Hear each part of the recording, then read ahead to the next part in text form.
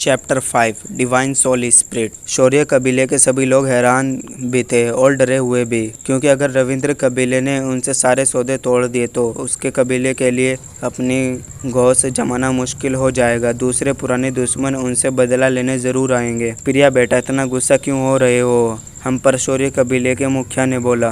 प्रिया ने कहा, ये सभी सौदे मेरे और राशिद की शादी के लिए हुए थे। क्योंकि राशिद अनाथ है, इसीलिए ये सौदे शौर्य कबीले से ना होकर नागाश्रम से होंगे। रविंद्र कबीला, ये तुम सही नहीं कर रहे। ये राशिद के गोद लिए पिता शमशेर शौर्य था। आपने खुद अपने बेटे को बाहर कर दिया।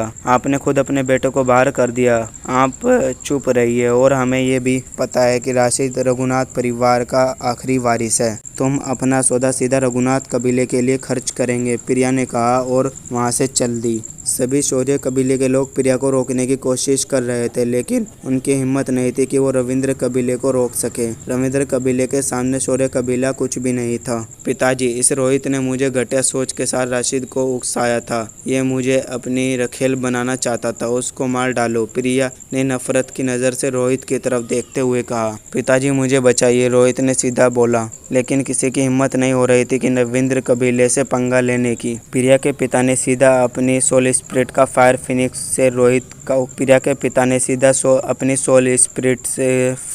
से रोहित को मार डाला। रविंद्र कबीले के जाने के बाद सभी लोग मुश्किल में पड़ चुके थे। अगर ये बात बाहर उनके दुश्मनों के कानों में लग गई तो वे उनके कबीले को ख़त्म कर देंगे। तभी एक सैनिक भागते हुए अंदर आया और उसने बोला, मुखिया जी, बाहर हमारे दुश्मन अपनी सेना के साथ खड़े हैं। जिसका डर था वही हुआ। उसी रात पूरे शौर्य कबीले का अंत हो गया और उस कबीले को कोई भी व्यक्ति भी नहीं बचा। इधर नागा आश्रम में अगली सुबह राशिद नींद से जाग उठा और अपनी सोल स्पिरिट जागृत करने के लिए आश्रम के छोटे से जगह पर गया जहां उसको अपनी सोल स्पिरिट जागृत करनी थी। वहां उसने बैठकर ध्यान एकाग्र किया। उसके बाद कुछ सुनहरी रोशनी आने लगी और फिर राशिद के पीछे एक आकृति बनने लगी। राजकुमार राशिद ने अपनी सोल स्पिरिट जागृत कर ली है और ये अपने कबीले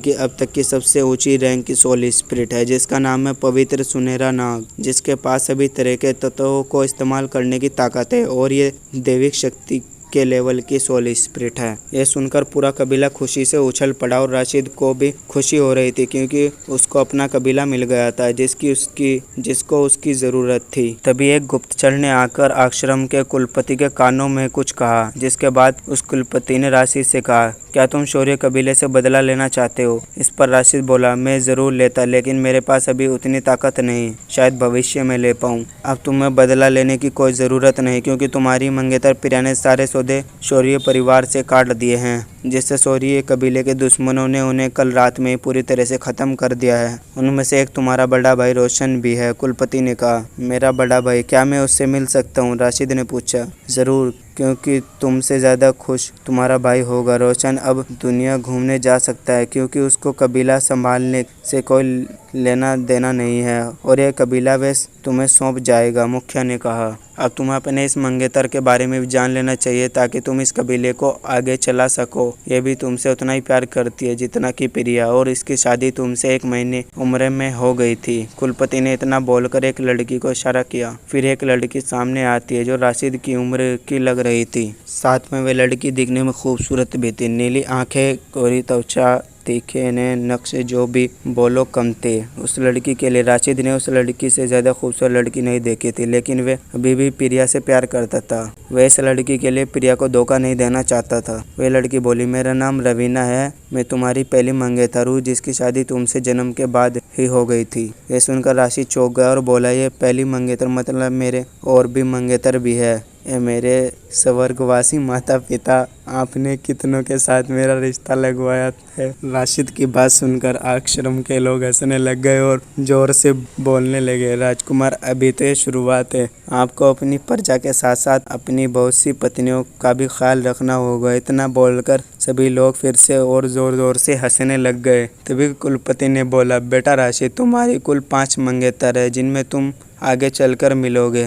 जिनसे तुम आगे चलकर मिलोगे। उनमें से एक रविंद्र कबीले की प्रिया भी है। इसका मतलब तुम्हें अभी अपने 3 मंगेतर से मिलना बाकी है। राशिद का सिर चकरा गया और बोला, भगवान, कहाँ मैं एक लड़की को चाहता था और कहाँ 5 निकल आए। यह सुनकर रवीना हंसी और बोली, राजकुमार, मैं आपकी सबसे पसंदीदा पत्नी बनकर रहूंगी। चाहे आप मुझसे अस्वीकार भी करें, मैं आपके साथ हमेशा रहूंगी, हर मुश्किल घड़ी में। है ऊपर वाले, मैं भी 8 साल का हूँ और अभी से ही मेरे गले में घंटी लगा दी। क्या मैं अपने हिसाब से नहीं जी सकता? राशिद ने मन में सोचा। तभी कुलपति ने सभी लोगों से कहा, जितने भी लोगों ने अपनी सोल स्पिरिट जागृत की है, उन सभी से उम्मीद है कि वे अपनी मेडिटेशन के लेवल को 10 तक लेकर, ताकि उस व्यक्ति के लिए उसके पर्याप्त सोल रिंग प्राप्त करने के लिए जंगल में शिकार करने जाएंगे। काम 12 साल से पहले होना चाहिए, क्योंकि तभी आप अकेडमी में दाखिला के लिए परीक्षा दे सके।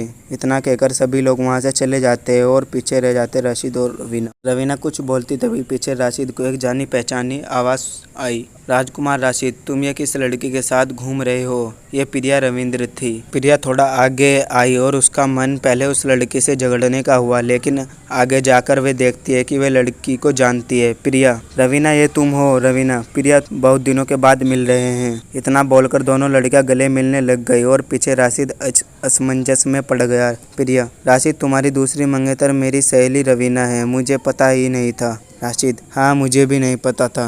रवीना, राशिद, अब तुमने किसी और लड़की को देखा भी ना हो? राशिद, अब तुमने किसी और लड़की को देखा भी ना तो हम दोनों तुम्हारी आंखें निकाल लेंगे। रवीना, राशिद, अब तुमने किसी और लड़की को देखा भी ना तो हम दोनों तुम्हारी आंखें निकाल लेंगे। इतना सुनकर राशिद की कुछ बोलने की हिम्मत नहीं हुई। वह मौका ढूंढ रहा था कि कैसे इन दोनों से पीछा छुड़ाए। तभी रवीना दोबारा से बोली, रवीना, मैं तुम्हें तो ये बता ही नहीं कि मैं कैसे तुम्हारे असली सोल स्पिरिट को छुपा कर कोई दूसरी सोल स्पिरिट दिखाई थी। मेरी सोल स्पिरिट रूप बदलने वाली गिरगिट है। तभी रवीना ने अपनी सोल स्पिरिट बुलाई और सामने काफ़ी सारी रंगों वाली एक गिरगिट आ गई। राशिद का इस गिरगिट को छूने का मन हुआ। तभी इस गिरगिट ने एक बड़े से राक्षस का रूप लिया, जिसको देखकर राशिद एक कदम पीछे हो गया। रवीना, मेरी सोल स्पिरिट सिर्फ रूप नहीं बदलती, सामने जिस सोल स्पिरिट का रूप लिया है उसके एलिमेंट को भी कॉपी कर सकती है। इतना सुनकर राशिद ने चैन की सांस ली, क्योंकि रवीना सिर्फ अपने सोल स्पिरिट की ताकत राशिद को दिखाना चाहती थी। उसके बाद तीनों आश्रम के अंदर चले गए, क्योंकि उनको भूख लगी थी और उन्हें अपनी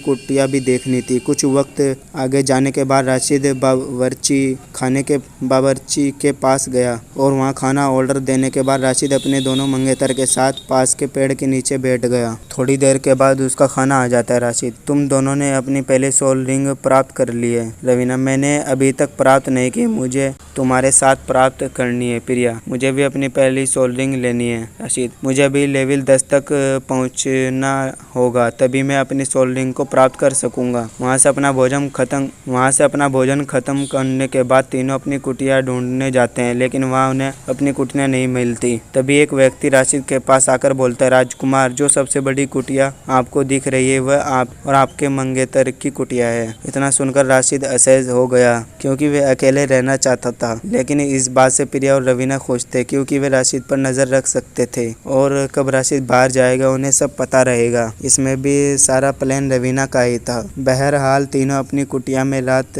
में सोने चले जाते हैं और यहाँ राशिद को शांति मिलती है। वहाँ उसके और उसके मंगेतर के लिए अलग अलग कमरे थे। राशिद ने ज्यादा कोई वक्त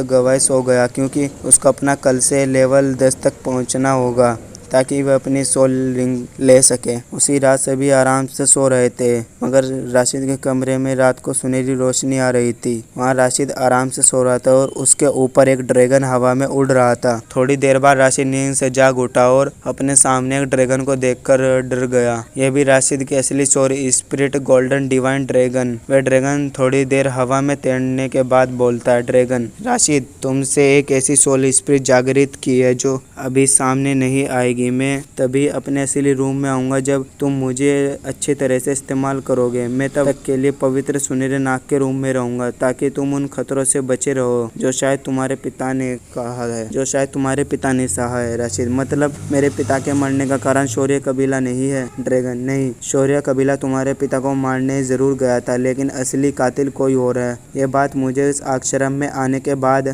बाद तुम्हारे पिता के सोल स्पिरिट ने बताई थी ताकि तुम्हें सच पता चले। राशिद, जिसने भी मेरे पिता को मारा है मैं उसे नहीं छोड़ूंगा। ड्रैगन, तुम्हें अभी उस लेवल तक पहुंचना होगा, तभी तुम उन लोगों से बदला ले पाओगे। तुम आज रात के बाद खुद को लेवल 10 तक पाओगे क्योंकि तुमने देरी से सोल स्पिरिट जागृत की है, इसीलिए मैं तुम्हारा लेवल बढ़ा रहा हूँ ताकि तुम पीछे ना रहो। राशिद, धन्यवाद। ड्रैगन, तुम कल इसी फॉरेस्ट सोल स्पिरिट के पास जाना वे तुम्हें 10 लाख साल की 6 सोल रिंग देगी जो तुम्हारे अलग अलग एलिमेंट में जाएगी, और ये तुम्हें अपने मंगेतर को नहीं बताना क्योंकि शुरुआती सोल रिंग की सीमा 200 साल की होती है, लेकिन दिव्य सोल स्पिरिट की शुरुआती सोल रिंग की सीमा ज्यादा होती है। राशिद, धन्यवाद। ड्रैगन सोल स्पिरिट, इतना बोलकर उस सोल स्पिरिट ने एक जोर की दहाड़ मारी और राशिद के शरीर में समा गई। वे शोर सुनकर पूरे आश्रम के लोग जाग गए। ये सोचकर कहीं कोई जंगली जानवर आश्रम में आ गया होगा, तो सभी जानवर को मारने के लिए अपनी सोल स्पिरिट के बाहर आ गए। वे शोर सुनकर राशिद के दोनों मंगेतर राशिद के कमरे में आ गए। रवीना और प्रिया, राशिद तुम ठीक तो हो ना? राशिद, मुझे कुछ भी नहीं हुआ, बल्कि मेरी सोल स्पिरिट लेवल 10 तक पहुंच गई। ये सुनकर दोनों हैरान हो गए, लेकिन बाद में दोनों से सोचा ये दिव्य सोल स्पिरिट है, शायद इसी वजह से राशिद का लेवल जल्दी से बढ़ गया होगा। फिर दोनों अपने कमरे में सोने चले गए। लेकिन आश्रम में कहीं एक कुटिया में आश्रम के कुलपति और कुछ बड़े लोग इस बात पर चर्चा कर रहे थे कि वो आवाज किस चीज की थी। कुलपति, क्या तुम्हें नहीं लगता कि वे सोल स्पिरिट है जो राशिद के पिता के पास थी? दूसरे लोग, हाँ, इस बार वही गलती जो राशिद के पिता के साथ हुई थी वे दोबारा न हो। तो ये बोलकर सोल स्पिरिट सामने नहीं आई और दूसरे सोल स्पिरिट के रूम में खुद को दिखाया है। कुलपति, ठीक है, हमें कल राशिद पर नजर रखने की जरूरत नहीं है। वह कल जंगल के सोल स्पिरिट के पास जाएगा, शायद हमारे कबीले को दोबारा से उठने का मौका आ चुका है। दूसरे लोग, हाँ, हमें बस इतना देखना है कि राशिद को कोई खतरा न पहुंचे जब तक उस लेवल तक न पहुंच जाए जहां वह उस कबीले को उखाड़ सके। इतना कहकर वे सभी लोग वहां से चले गए और अगले दिन के एलिमेंट जागृत के आयोजन की तैयारी करने लग गए।